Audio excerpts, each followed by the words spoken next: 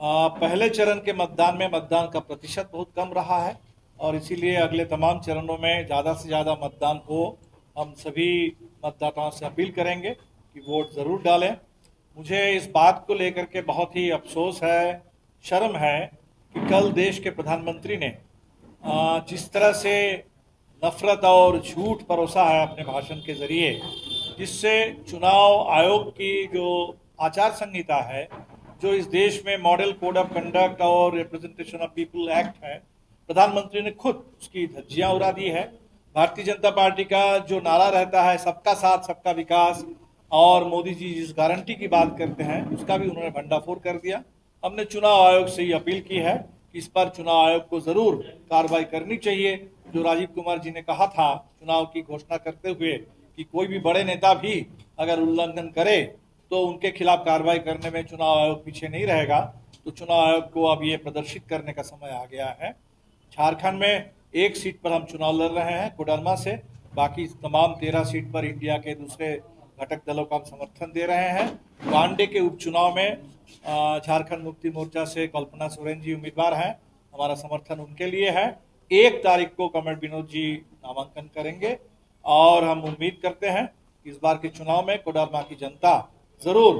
भाकपा माले को मौका देगी और सबसे ज्यादा बार भारतीय जनता पार्टी को चुनाव में जिताने के बावजूद कोडरमा को सिर्फ उपेक्षा मिली है और कोडरमा की कोई आकांक्षा कभी पूरी नहीं हुई। इसका अंत हो और भारतीय जनता पार्टी को कोडरमा के विकास के लिए और आम लोगों के सेवा करने का मौका माले को मिले, ये उम्मीद हमें है और कोडरमा की जनता से ये प्रार्थना करेंगे और झारखंड के तमाम जनता से अपील करेंगे कि इस चुनाव में जिस तरह से झारखंड को सताने की पूरी कोशिश हो रही है, झारखंड को डराने, झारखंड को लूटने की पूरी कोशिश केंद्र सरकार की ओर से हो रही है, झारखंड के हकों को छीनने की कोशिश हो रही है, ज़रूर लोग इसका बदला लें और संविधान और लोकतंत्र की हिफाजत करें। जल जंगल जमीन के अपने अधिकार को ऊपर लोग अपना दावा जताएं और जो नारा कल हम लोगों ने दिया वो नारा पूरे चुनाव में साकार। प्रचार में हम लोगों के तो अपने पार्टी की ओर से 20 स्टार प्रचारकों की हमने सूची दी है और हमें उम्मीद है कि जो इंडिया गठबंधन के अन्य घटक दल है, झारखंड मुक्ति मोर्चा,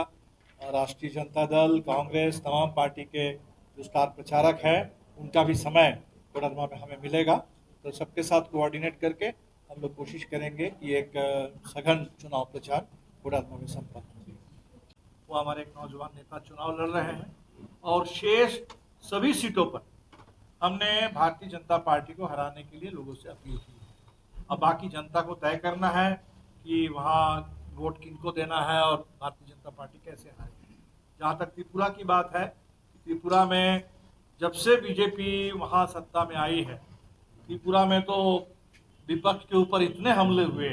इतने उम्मीद करते हैं कि जनता को मौका मिलेगा और लोकतंत्र के पक्ष में जनता का एक मजबूत जनादेश त्रिपुरा से भी हमें